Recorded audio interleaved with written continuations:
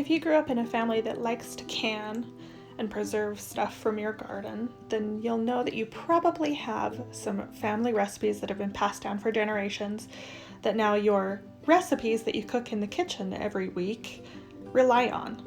That's the case with this recipe that we're doing today.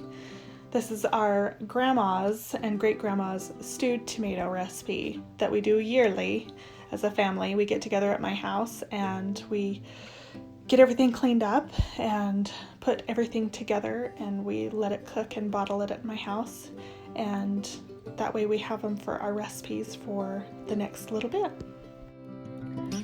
Well, my kitchen fairy isn't done cleaning yet. It's still a disaster, but I am pulling out my crock pot because we do a lunch dinner. We try to just do whatever we're going to eat that day in the crock pot. That way we don't have to stop, and especially if we're canning on the stove.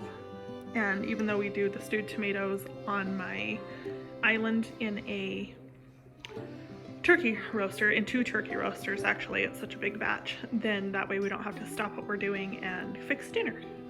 So that's what we'll be doing, is crock pot. Yay!